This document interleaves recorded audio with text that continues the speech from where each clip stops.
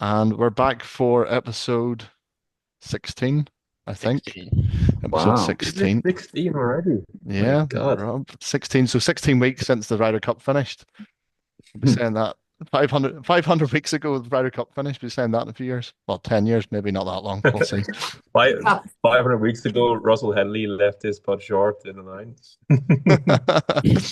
So we're going to do, well, it turned into, it was what was going to be one episode of 10 points, and then it was going to be a mini series, and now it's going to be a two-parter. So what we're going to focus on is 10 things that we wish we knew when we started playing golf. We all started playing golf at various times. Maybe quickly, what age were you when you started golf, Rob?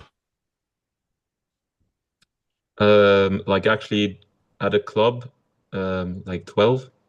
All right, so that was pretty late on. I was, I think I became a member when I was 11 or 12.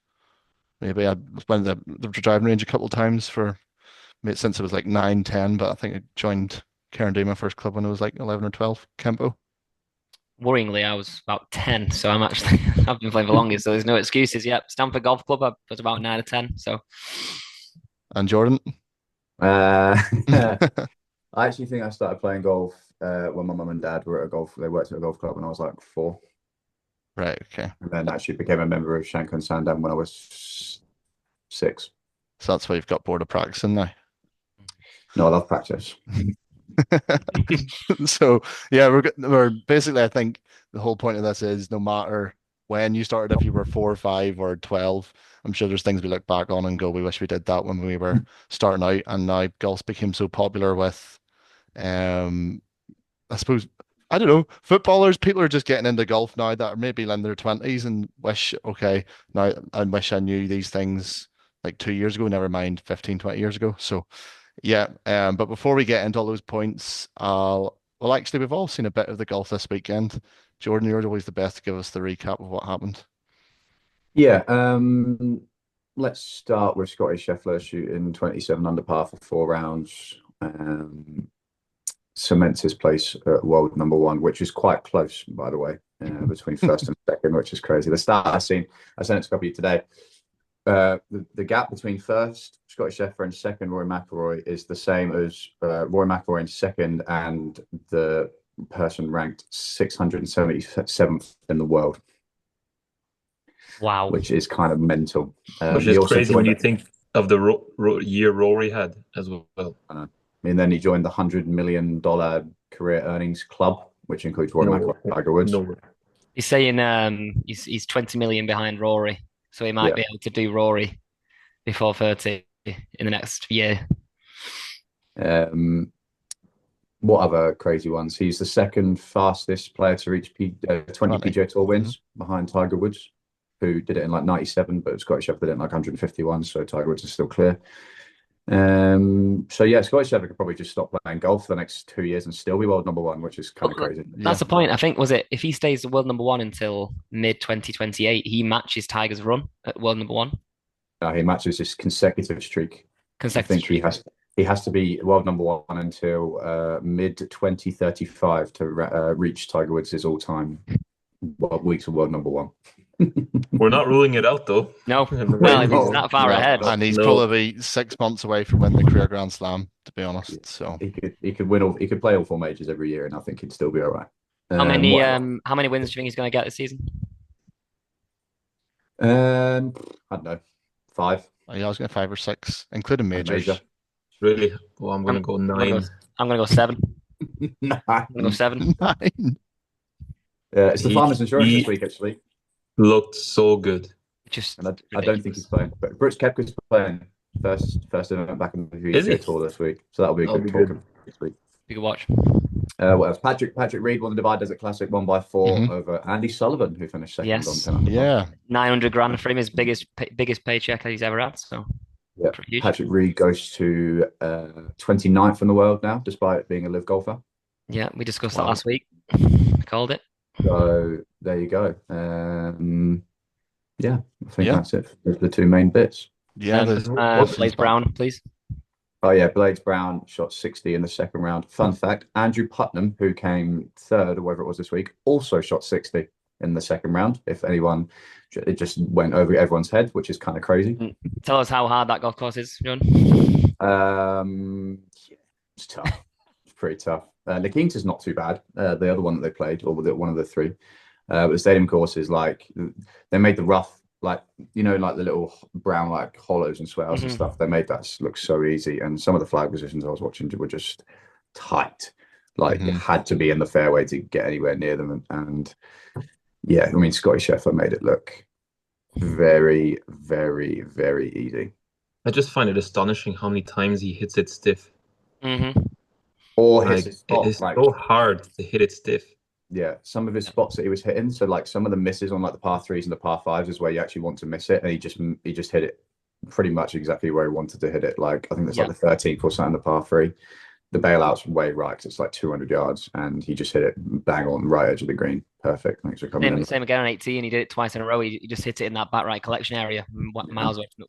He's hitting these spots that put the 40 yards right, but he's hitting them. He's incredible. And then, like I was saying, his short game was something. It was very, very, very impressive. So if you go and watch the highlights, it's spin control is just next level. So kind of crazy. Well, you're mentioning it before, Kemp, but you didn't mention the word impressive. You said something a lot more X-rated to describe it. I've calmed down now. Yeah, I'm editing this. You can't say it.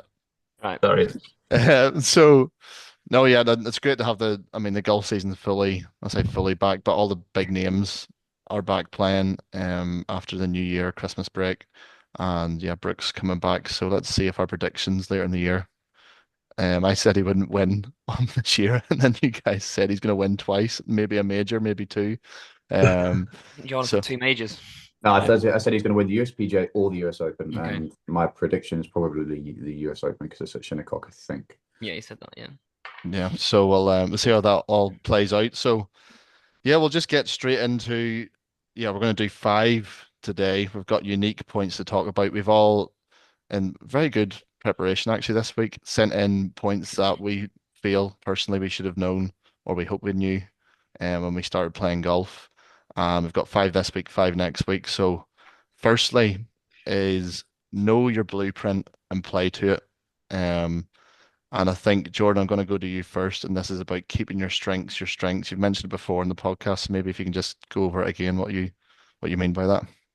Yeah, Rob mentioned it before, and it's Rory actually spoke about it, funnily enough, last week. He said my 2023 stats, my 2024 stats were actually better than my 2025 stats, but he won more in 2025. But his strengths were so good in 2025 that it kind of boosted everything up from there. So actually not like neglecting what you're actually good at is really important because you don't want your strength to not become your strength rather than your weakness not become a weakness. So I think that that strength bit actually outweighs your weakness not becoming a weakness, because your weakness, if you don't have a weakness anymore, it doesn't necessarily become a strength. It just becomes back to like where it should be. Whereas like your strength is a strength compared to everyone else, so therefore it just needs to stay a strength, if that makes sense. So I actually think you're gaining more by keeping your strength for strength than actually bringing your weaknesses up to a average standard, because to make your weaknesses your strengths is really, really hard to do. So by working on your weaknesses, it actually probably ends up bringing it up to like average, whereas your strength needs to stay a strength because you're gaining more by keeping that your strength instead of improving your weaknesses.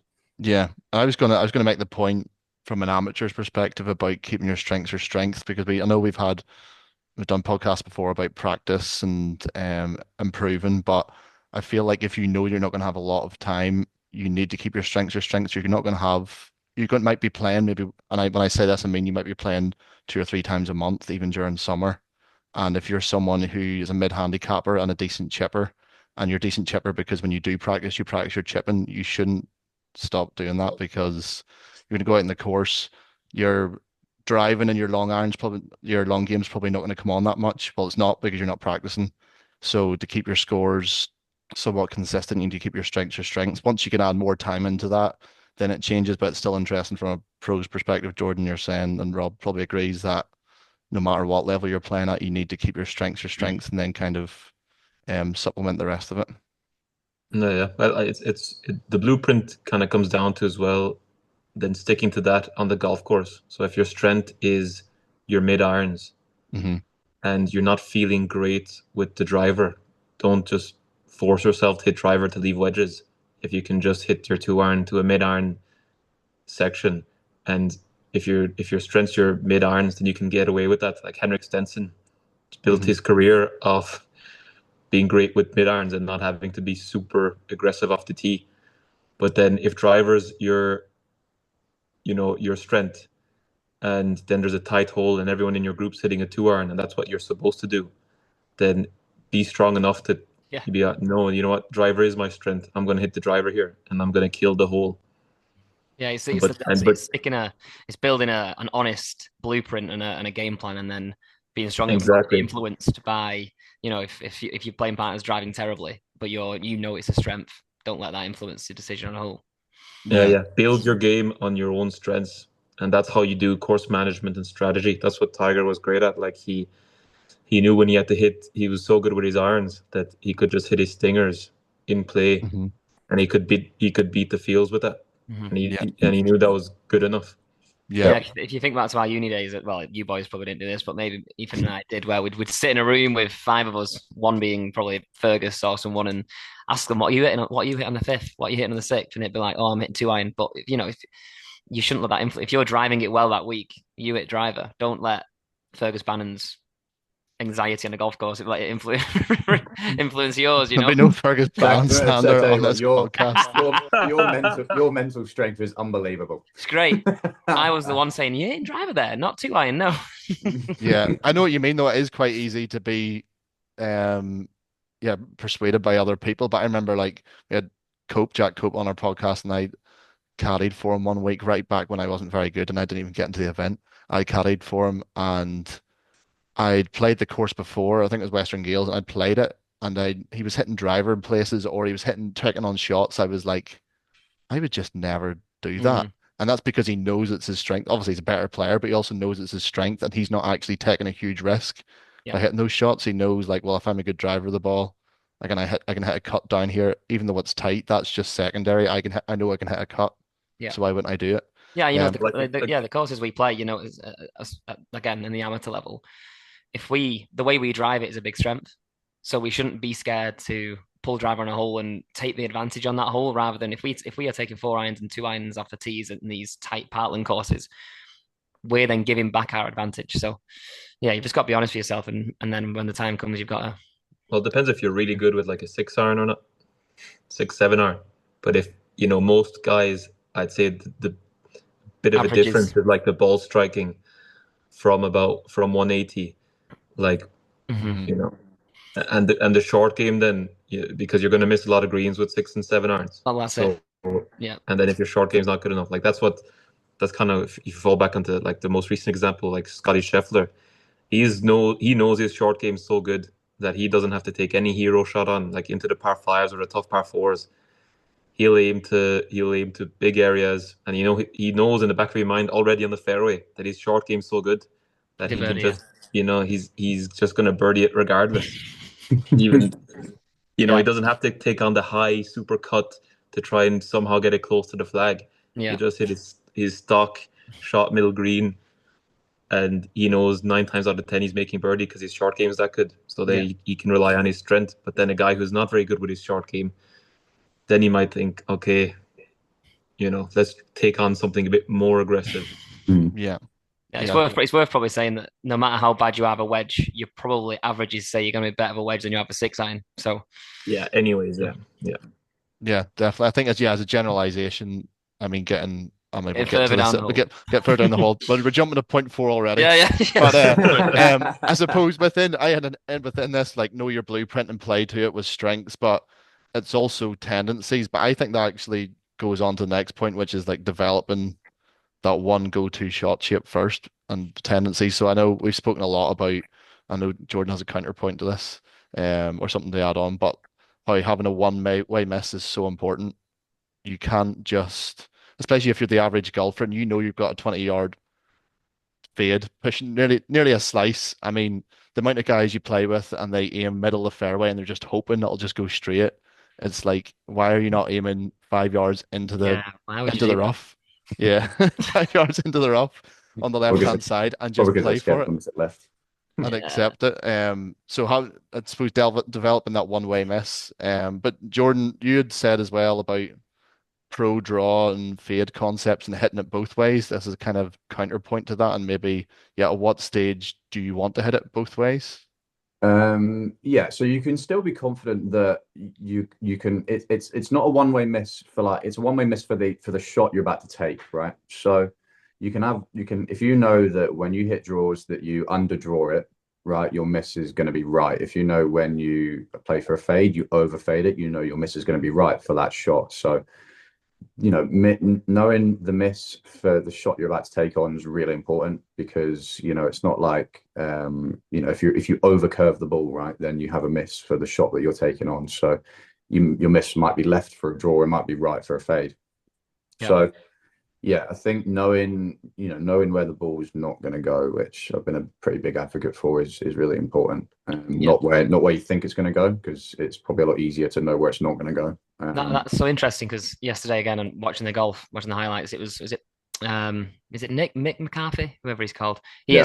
He is a big draw, and he was drawing it into these tight left flags over water. So starting it in the water, but he will have, like you say, he'll know that his bad shot is the overdraw. So Yeah. he would have finished away from the water. He's not going to push that. Yeah, So it's exactly. actually a safe shot. 100%. So yeah, it's knowing your miss for the shot you're about to take on, and for the miss that you know what shots produce the miss.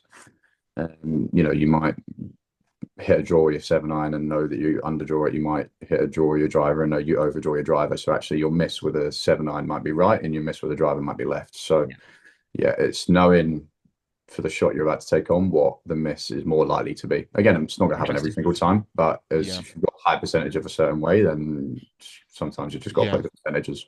I mean, you'll hear it on commentary as well on PGA Tour, DP World Tour events where like Radar will say, "Oh, Patrick Reed is hitting in. He's got a 7-iron in his hand. It's a back left pin location. I can see him going straight at it, and that's because Patrick Reed hits a wee draw. Whereas some other players who don't hit a draw or don't hit a fade, he'll say, I can just see him hitting the middle of the green here, leaving himself 20 feet. And these are the top players in the world, still aiming away from the pin. Of course, they're playing on firmer greens, tuck pin positions, but it just shows that they're not just pin seeking every time they're playing too well. If there's a draw, if I hit a draw and there's a back left pin, then I fancy myself here. Within reason, obviously you need to have a good lie and stuff, but you fancy yourself to take it on. Whereas if it's a back right or front right pin and you hit like a low draw, that's not one you want to be taking on at all. And you just kind of need to accept that I'd rather have a 20-footer to putt rather than short side myself trying to get up and down. So yeah, I think as you say, Jordan, getting to the next level is when you can hit it both ways and reliably have a one-way miss, hitting it Yeah. both And then also directions. it's also half of it is understanding when to go for it, when not to. I think as well. Like if you're in the tournament and you're coming down the stretch and you hit a fade, but you've got a back left lad, but you need to make birdie, then that's going to be really, really tough for you to do that. So knowing that you've got something in the locker that either goes straight or potentially falls to the left is really important, because you're not in those positions very often, and for you not to necessarily have a certain type of shot just to stop you from trying to win a golf tournament that would really annoy me. Yeah. Anything to add, Rob? No, you covered it pretty much. I was just gonna say I saw a video of Ben Griffin yesterday. He was doing a like driving range session for Golf Digest, I think it was, and he was saying how they asked him to hit a draw and he was like, "Oh, I'm not sure I even know how to do that." Yeah. And he's a top 10 player in the world. Oh no, it's mental. And then I've played it in pro-ams and guys are like, "Oh, but like I'm stuck on 12 handicap because I can't hit a draw." And I'm like, well, Yeah. I don't think that's the only reason you're stuck on 12 handicap. Yeah, there's a lot going on. Like, it's way more important as you get better to hit it both ways and start being smarter and being like conservatively attacking to certain shots. I thought obviously some guys have made a living at just moving it one way, but I think like Scotty Scheffler, he can move it both ways. Like you just can move it both ways. I think this comes back to the blueprint. Like you need to hit good golf shots. You have to have trust in what you're doing. And so many people, they're trying draws, but because they don't trust it, they don't really commit. And then that's when the two-way miss comes in play. Yeah. So and then they're like, and then they're really scared of the draw, and it's all like a vicious cycle. So the only way to do it is to have like a little trick or something that you can commit to, and you know that that ball is going to draw. Yeah. Yeah. Yeah, And John, you're really good at this. Again, it's once you understand that, it's picking a start line, and knowing in your head, picking a start line and picking a finish line, which is something that you built into your process. Um, it's very important. Yeah. Yeah. I think, is it fair to say, or is this kind of a sweeping generalization, that most players in tour that can hit it both ways usually do it with irons, though? I don't see too many. Maybe this is where the Masters is great because you see guys try and hit draws, but I think it's fair. Is it not fair to say that Scheffler's going to, I mean, not even 9 times out of 10, probably 99 times out of 100, Hmm. is hitting a fade with his driver. yeah, but the thing Yeah. is, he knows how to hit a draw if he needs Yeah. one. So Exactly. like a good example, like so John Ram took his game kind of to the next level because there are some tee shots. If you want to be like like a top player, I mean Ben Griffin's had a good year, Hmm. but is that going to continue? Like if you want to be a top player over 5, 6, 10 years, like Fleetwoods, Schefflers, Rams, these guys, Hmm. you need to have it both ways, and you need to know what's going to make that work. So John Ram did a good. He does a really good one with the driver. He couldn't figure out how to hit a draw consistently. So, you don't have to be, he was like won majors and stuff, and he still couldn't figure out how to hit draws like in a consistent way. And then he found with his coach that if he set his driver up about 5 inches behind, already on the backswing, so behind the ball, not have the driver stuck straight up to the ball, but have the driver like about 5 inches behind the tee, and then he just swung normally, it would produce a draw. Hmm. Is that because he's changed his low point, or maybe Well, it's just because you're now swinging. he's hitting the It's ball not earlier? even. He's hitting the It ball doesn't earlier in the really. swing, isn't he? So he's going to draw. Yeah, exactly. His low point's going to be earlier. He's going to hit more, maybe up on it, and be able to get that path more to his right side. It doesn't really make that much sense No, but it's a scientifically, feel that he can rely on. but it's something he trusts. It's something that works, and so it's something every time he needs to draw, that's all he's going to do. He's just going to put that club head five. If you watch him play, and he sticks that club head a bit 5 inches behind the ball, if you watch him on tour, he's just hitting his draw, and that's something he can trust. And that's something he does it's not like you don't have to be Tiger Woods and and set up to the ball and you're hitting a perfect 5 yard draw in Yeah. the year 2000 and win the US Open by 9 shots. Yeah. Yeah. No, You I have think, to I think have then, little yeah, tricks that you can stick to, that the ball's going to go right to left, so then you know that you're not going to have that two-way miss.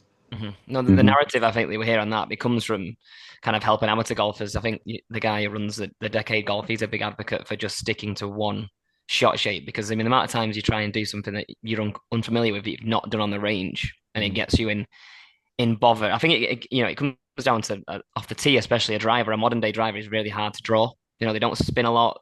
The ball is effectively at the front of your stance, so you're hitting it up and left anyway. So they are quite hard to manipulate. So why make it harder? Yeah, I think to resume kind of in short, it's have a go-to shot, definitely, but have a little trick in your book to hit the other one if you really need it at some point. So whether if it's a put the club further back, or feel like you're hitting a looping hook to have to draw it, Hmm. or Strengthen get the your grip. left hand to strengthen the grip, Yeah. get the club face shot. Just one thing that when there's a tree in front of you, is like you go to that and it's like, oh, I can trust this, Yeah. so I can commit to the shot. So then you're actually gonna hit a committed golf swing. Yeah. Yeah. Yeah. I think that is the big difference because no, me and you, Campbell, we actually have like polar opposite shot shapes that we hit.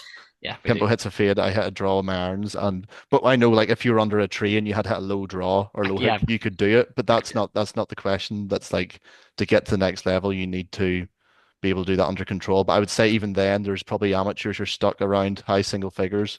If they're behind a tree, they're having to chip out directly sideways. They couldn't just uh, Hmm. back foot a shot and hit it up beside the green and get up and down for par. They're having to chip out because they've only got one way that they can hit it. So it's Yeah. just all the skills, building up skills. But yeah, at the end of the day, coming back on your strengths and going to that go-to shot shape. I suppose none of this is possible without getting custom fit. So yeah, rule number one, get custom fit. Jordan, you've been in the pro shop and seen a lot of amateurs come in, probably with instead of getting a lesson, they end up getting new clubs and then not getting custom fit as well. So maybe from a perspective of lie, loft, club, make, everything, why, I suppose in summary, why is custom fit so important? Yeah, it's really important because there's so many different shafts, there's so many different heads, there's so many different settings on heads, lie angle, loft, grip, shaft, whatever. There's so many different combinations to that's good. There will be accommodation out there to suit your swing. So yeah, whether that be thicker grips, stiffer shafts, whippier shafts, more forgiving heads, blades, whatever. Um, it's just vitally important because it's like it's like you're working but working with the wrong tools. It's be like hammering a nail with a spade. Do you know what I mean? It might work, but it's not going to be very efficient. Yeah. It's like anything else. Sorry, what an analogy that was, by the Great way. That was analogy. way off Better the than dome. That I'm was just thinking. so I'm good. sure I've hammered a nail with a spade before. better than the apple. Yeah, Better but than was the it apple and the efficient, Rob? chocolate bar. Yeah, Wasn't something like efficient, was that. it? Wasn't efficient. Yeah, what? Took me way longer. I mean, I think it's one of these things that people say, you always say to like mid handicappers, and they're going to buy a new £600 driver, and or they order stuff on eBay, and I'm like, you need to get custom fit, and they go, oh yeah, I will, and then they don't do it. I think it's one of these things that golfers unfortunately are willing to pay for other things, but they won't pay for lessons or to get custom fit Yeah. to get the most out of your game. It's like anything else. Like if you're getting fit for a suit, you could buy a suit and it could fit somewhat, but for it to actually look perfectly, you need to get the right measurements for everything. So Another analogy, full of them. yeah, full of them. So Unbelievable. Fire uh, this round. And I thank you, think Ricky. Right, Kemp and Rob, let's hear yeah. So Yeah, what can I I was think just about to say that like Ethan mentioned all this, and then I've just seen him like last year went into a pro shop and he just bought a 3-wood off the shelf. yeah, you know that you were with me, Rob. You encouraged it. that. Rob went with me to buy it. That's so important. Your free one is not custom fit. Yeah, that's true. It's not custom fit, and but I'm getting new irons this year and new drivers, so I'll be getting custom fit for that. So we can do an episode, I suppose. But Kempo, you're unfortunately you're a case study for not getting custom Yeah. fit with your irons Yeah. last year. What happened? Yeah, no, look, yeah, that was daft. So the less we speak about that, the better. No, but I mean, I try to cut some corners and buy effectively the same specs that I was on my old irons when I was kind of 19, 20 to when I was 25, 26. So, and I ordered them not knowing that certain manufacturers have different. A 2 degrees upright on a Mizuno is different than a 2 degrees upright on a Titleist. So I bought these Titleist irons and they were miles off it. And I was starting the ball 5 yards left and it was going left. And no matter what I did, I could not hit the fade. So yeah, I ended up sending them back and going back to the old irons and I've used them since. But I think what it comes down to is you need to turn that stone so you can trust your equipment. And again, when I was looking down at the iron, I didn't know what it was going to do because I didn't know it was right for me. Whereas if you know it's right for you and you've had a proper fitting of a good pro, the swing weight's right, the grips are right, the lie angle's right, you can put a good swing on it. It's just ticking off a box. Yeah, Just imagine how many clubs, like how many guys you've played with that have that one club in their bag that's like 8 years old but it's so they trust it and they hit it every time flush. Mm-hmm. Imagine your bag was 14 clubs of that kind of trust. Yeah, literally. And people don't get like this is what happens when you do a fitting. You just end up having 14 clubs you trust with your life, not just the one. Yeah. But that's the it's thing with golf. it's not just random luck, That's the thing with golf when you see someone's the club they love the most is a regular shafted Cobra baffler that they've had in their bag for 12 years. That is the least that's probably the worst club for them. But it's again, you've got to build that kind of. You've got to build the trust and the rapport with the club, haven't you? I mean, if Rory and I mean all the top pros are getting fitted at the start of this year for the new season, and some clubs are changing, some they aren't. I mean, that is as good as they swing as consistent as anyone, and they're still getting custom fit. They're still tinkering with things. Maybe tournament. We've talked about you, Rob, as well with getting new drivers, and changing the setup, and that's in effect that's getting custom fit for the scenario you're playing in. So it's really important. I suppose combined with the other points is that why would you have a good blueprint where you're swinging it consistently, somewhat consistently. You're playing to your strengths, and then you're trying to do it with tools that just don't work. So don't make the game harder. That's kind of a theme. Don't make a game harder than it needs to be.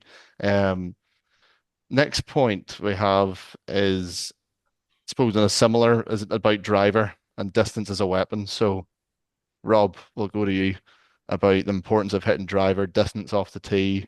Yeah, You hit it a long way, so you're probably the best person to comment on this.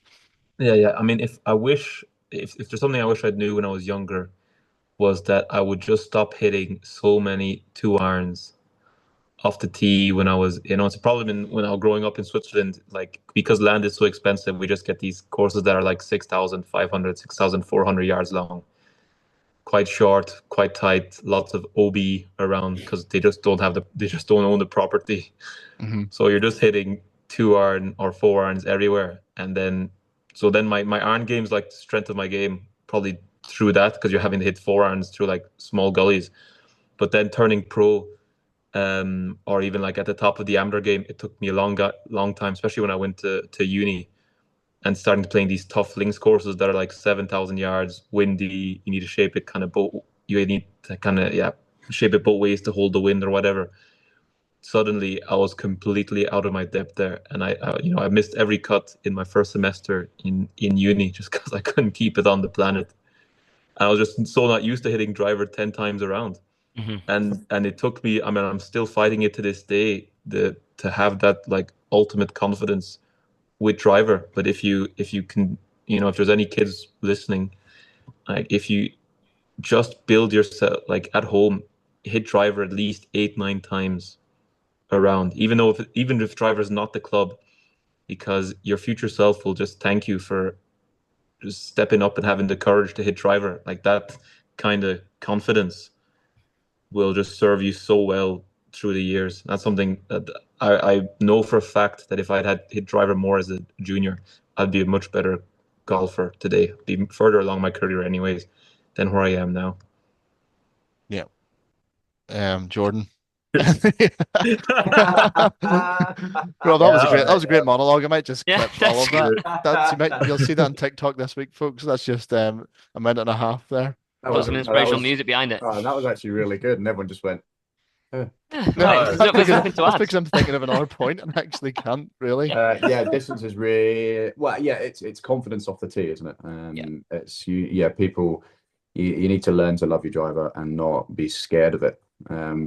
Yes, there will be some times where you do need to hit 3 wood or 2 iron or 4 iron off the tee. Don't get me wrong, but if you can have an advantage on anyone else in your group or the other people you're playing with or anyone in the field for that matter, you've got to take it.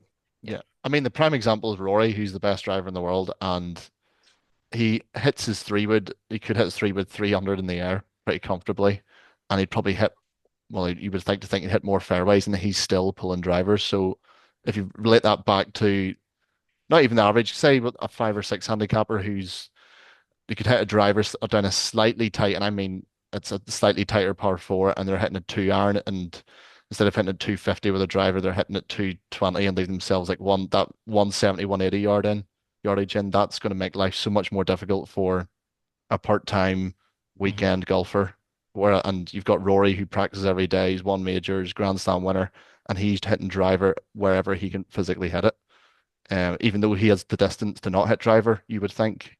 Well, I think we touched on this before though, but if you look at the top 10 drivers in terms of strokes gained in the game, they're all pretty much in the top 20 in the world golf rankings, or at least they're in the top 30. Hmm. That's really where you can, build yourself into a good golfer.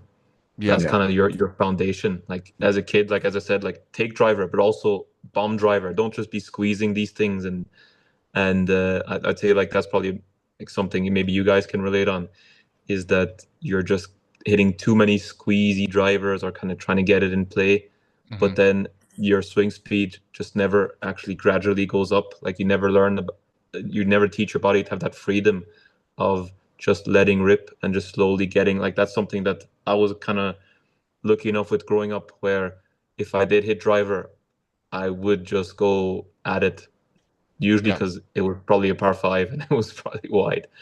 But or even on the range, but I was looking enough because with my friends, if we were hit driver, it was just like mostly just long distance competition between us, and I didn't know it at the time, but that was huge because then I've not really done that much work, and I'm at swing speed work. I've never had to do swing speed work, and I'm at 120 miles per hour on the course.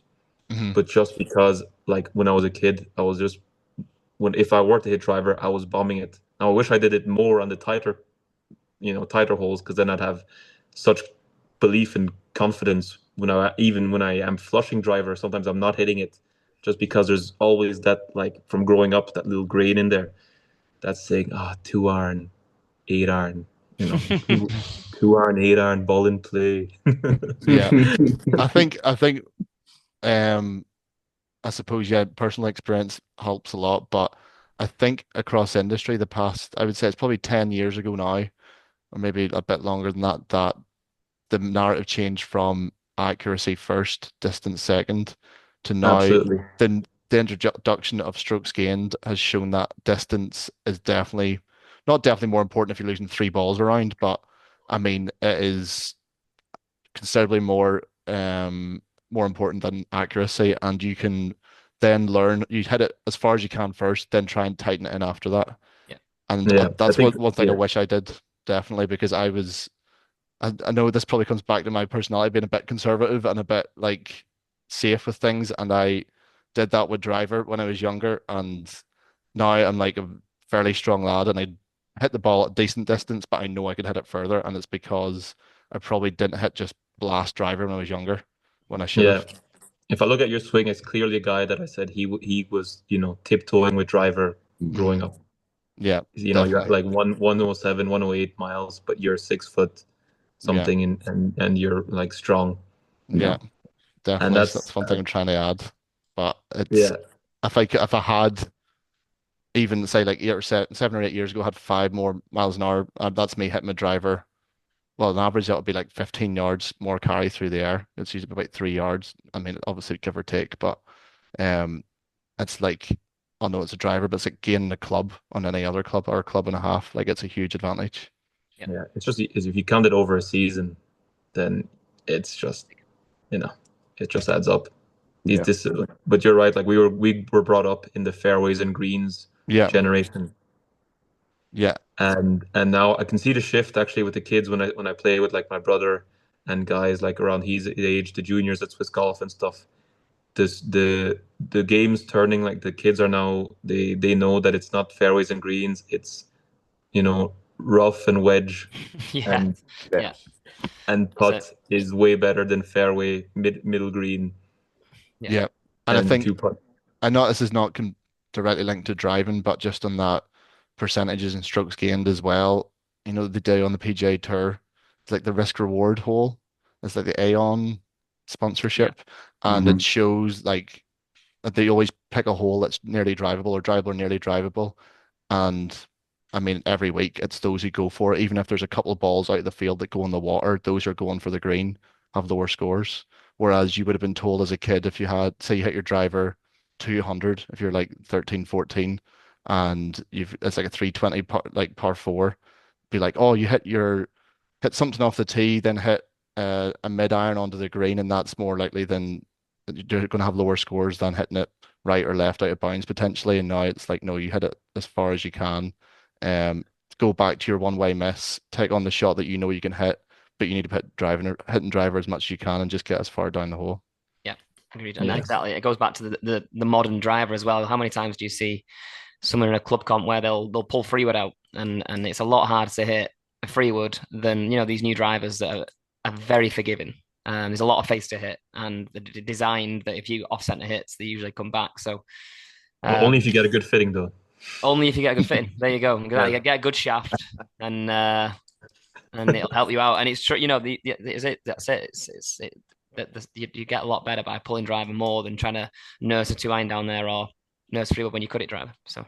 Yeah, definitely. Final point for this episode. It looks like we'll do a couple shorter episodes. So number five is know your yardages and your shot flights. So, um, I'll probably start by saying, yeah, definitely when I was younger, I wish I knew how far I hit a club on average. The Mm. keywords being there on average, not that 7-iron I once hit 190 when it was 15. Um, I think a lot of Your pub chat, yeah. I mean, going back to like percentages and objective stats, most amateur golfers come up short on their approach, for example. I mean, you're going to have right-left dispersion, but how many times do you see a 15 handicapper hit it really like a decent shot and it goes over the back?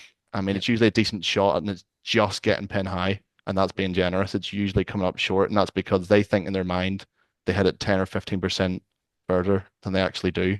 Mhm. And it's one of those that, I mean, we can do it. We're good enough to use TrackMans and launch monitors and do it ourselves. But if you go in with a good player or with a pro and just do a yardage session for an hour and you hit 5 balls, and that's including the bad ones, maybe not the shanks or the complete duffs, but say 5 average shots where maybe one's good, one's really bad, 3 are okay, that average number, and look at carry, I would say as well. Yeah. It's Yeah. you know if you were to go in with a 12 handicapper and hit 10 7-irons, the usual shot pattern is in the kind of like a tilted ellipsis where the longest shots are long left and the short ones are short right in a tilted circle. Mm-hmm. And what they take is the number they go, oh, well, I hit a 7-iron 176 there, so that the top left long hook that hit. But in reality, the spread that you want to be more interested in is the kind of good decent strike to the bad strike, because they're the ones that you're probably going to do most on the course. So that's the number usually is the shorter half than the long half. Yeah, definitely. Jordan, what's your experience in yardages? Or Rob, go ahead. No, go for it, Jordan. Go for it. I agree. Yeah.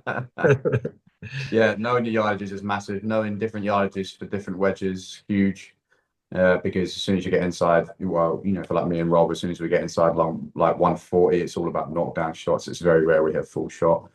It's all about numbers. So, and again, it's good to have different numbers for different clubs. I do bottom grip, mid grip, top grip for all my irons. So I'd have different, three different numbers. They might not be very far apart, but I know I've got 3 different numbers and 3 different flights. So yeah, knowing your numbers and know the numbers around the ones that you've got, and not just having, your 9-iron goes 140, your 8-iron goes 155, your 7-iron goes 165. You've got to have numbers in between, because how often are you going to have 140? How often are you going to have 155? Whatever. So yeah, that's more important for wedges and stuff, because obviously you're not going to be hitting as many full shots, so knockdown shots are really important. But just knowing different yardages for the same club is also really important.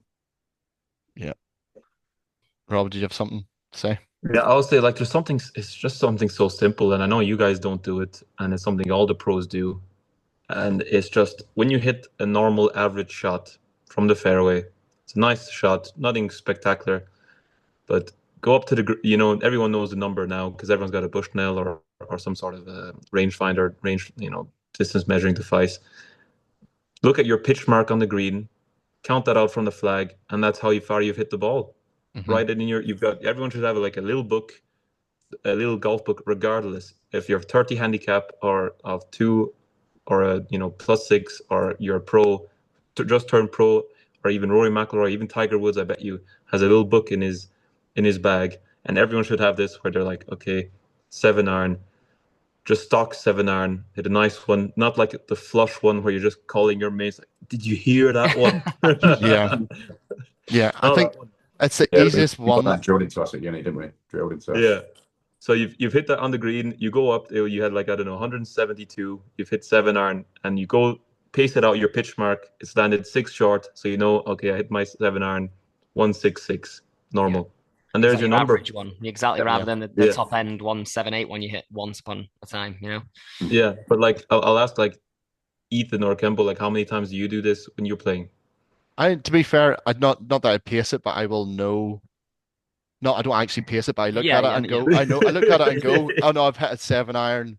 Say, for example, I've come up short and go, especially in links courses, I'll adjust the conditions and go, well, I hit that pretty well and it's came up 10 yards short of the pin. So actually, I was nearly a full club out there. Like, I will adjust for the same conditions. Yeah, we do consider it, but you're right, we don't record it. How do you know the club out if you don't know the number? It's carry distance, not total distance. So you can't just look at your ball and go, oh, that was really good, but it's actually downwind, because then it pitched 8 yards short of where I actually finished, Yeah. So I'm you go, oh yeah, for the shot, I was 8 yards. I was 12 yards long of the flag, but for the actual carry number, I was like 4. Yeah. Yeah. Well, I And that, I think guess, I yeah, do it that's for why amateurs. wedges because of the spin. I Mhm. definitely with wedges I would be able to look at it and go, oh, I know it's finished 10 yards short of the pin, but I did land it pin high and it spun all the way back. That's more of a spin issue than a carry issue or matching up the shot shape. And I think it's definitely with irons, it's easier to do and just realize and go, oh, actually that stopped dead in the green. I know I feel like I do it. I don't write it down, but It's in your head. I definitely adjust. I definitely adjust in Yeah, but rounds. you're like you're literally like every amateur. You ask him how far do you hit your 7 iron as 157, but is it Yeah. really 157? Yeah. Like, No, I know my yardages. I know Jesus my Christ, Rob. yardages. Rob, you didn't have to be so accurate there. Come on. I know my yardages. That's I about definitely know my yardages. 155 to 165. I think to be fair to myself, I know my yardages very well because I feel like I hit the ball decent last season and played pretty well, and that's because my dispersion left to right was natural. Like I'd be okay left to right, but front to back would be pretty good, and that's because I knew my yardages, and it meant that I still had a putt Yeah. or was still within like a certain radius where I was like, right, okay, I might have pushed that or pulled it slightly, but it's not like I've hit it 15 feet right and it's 15 feet short. Like it was, yeah, it was. I know. I feel like I'm pretty decent at that. I think it's harder though. And it's come back to a point I was going to make earlier about avoiding the fancy shots. I think a lot of players try and practice like spinny shots and hitting spinny wedges and stuff, whereas good players are actually trying to control their spin, not add spin. Yeah. And that comes down to knowing your yardages, knowing total versus carry. Maybe you've hit into a couple of greens on a new course you played and it's like fired over the back or it's been really receptive. Like that's the course is telling you something. So being able to adjust quite quickly. But yeah, I think on this point, it's actually it should be the easiest because all the other four things are things you can work on. Versus this is like what your game is like right now. If you're hitting your 7 iron 150 and no think you're hitting a 160, it's such an easy adjustment just to keep doing what you're doing, but just hit the club that you need to hit. You don't need to change anything about your technique. You just need to change the club you're hitting. Well, 90% of the time for amateurs, it's usually the other way. So it's usually they're always shorter than they think they are. So how Hmm. many times do you see when you get a number to a pin, it's 160 and they'll hit an 8 iron because on the range, once they hit their 8 iron 160 and they end up in a really sticky position short right at the pin when really they should be thinking, well, my average, like again, if you tracked, like if you knew and like Rob just said, my average 7 iron strike is 157. That's the one I should be taking. So it's knowing your averages and not just your Sunday best. And you Yeah, can yeah. use that to go into different positions of the green, Yeah. Exactly. But you can with that log, it's very easy. You can literally have a page. You have your clubs at the top, pitching wedge 987 654, just at the top, and it's a quick log. If you hit one decent, you just log it in the carry number, Hmm. and then you do that maybe 10 times, and then you can kind of see what your average on is course average rather than trackman average. Yeah, it's a on good course point. average, and then that gives you a really good like database. Like this is something I would recommend to anyone. I mean, I could just go. I'm playing in South Africa this week, and it's near Joburg. We're at 1,400 meters elevation, so it's flying about 10% further, but it's flying about 12% further in 30 degrees, and about 5 to 7% when it's back down to like 15, 18 degrees in the evening. So like these things affect everything. So like Hmm. I had a shot today at the start of the round. We had 160, so we had 176 yards. So then you take the 10% off, it's 160 yards. You take off maybe another 5 yards because it's 30 degrees. That's 155. Okay, 155 yards. What's my carry number for 155 shot? It's a 9 iron, but wait, the greens are a bit firm. I have to land it 3 short, so I'm landing at 152. So what's actually my carry number for a 152 shot?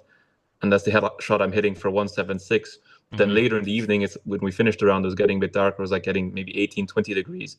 I had 196, and I'm hitting like with a 10%, it's 180, but then it's not quite as warm. So then we're going maybe, okay, 3 or 4 more. So you're playing 184, trying to land it 5 short. So 179.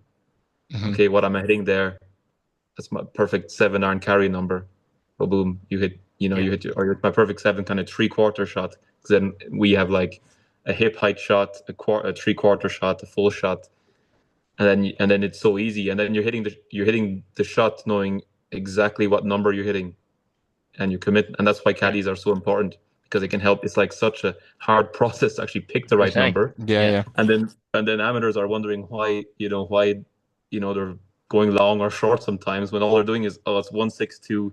I hit my 7 iron once 162 at the range. Yeah, exactly. So I'm going to hit that. And then you just hit it. It's worth knowing the process that you guys go through. It's really interesting because a lot of amateurs just take it. Like I say, they take the number and then go for it, and they wonder why they get themselves in sticky wickets. So hopefully, people can take some away from that because that was quite Yeah. interesting. Yeah, because I was going to just finish by saying that that's actually a part of a point next week, which is say you hit your 7 iron 170 and the pin's at the back, then actually hitting not a flat out seven, a bit less is okay because you don't want to be going over the back. Or if you're going to a front pin, you want to get more spins, you might take one less and hit it harder if you're a good player. So there's different things like that. But I think it's basically it's kind of combine everything, knowing what you're good at doing, knowing your tendencies, knowing what you're doing under pressure as well, adding that into it. If it's a shot under pressure you feel comfortable taking, even though you know you can do it. Have you put yourself in enough pressurized situations where you can deliver under in that environment? Now that's for the blueprint. So that comes into back to play. blueprint. So, but yeah, no, that was good. I said it was going to be a shorter episode. I think we've still managed to do 50 minutes. So it's amazing how we do this, isn't it? Amazing. So next week we'll do the second half of things I wish I knew if I started golf all over again. Maybe not as long as that title. Something a bit shorter than that. I'm not gonna lie. I don't think I was thinking about bomb draws and my missus when I was when you were 4. Yeah. Yeah, title's a work in progress. So we'll see what I or chap comes up with after this. So yeah, follow us on TikTok, which I'm still trying to work out. I have been again bothering chat with posting windows and stuff. One of our videos got 145,000 views on TikTok, and then I did a second one and it's got 350 views. So explain that one, and I think it's a better video. So yeah, trying to work that out, but follow us on TikTok and Instagram, and we're on YouTube as well. And yes, see you next week for the next one. Cheers, guys. Cheers. See ya. Cheers.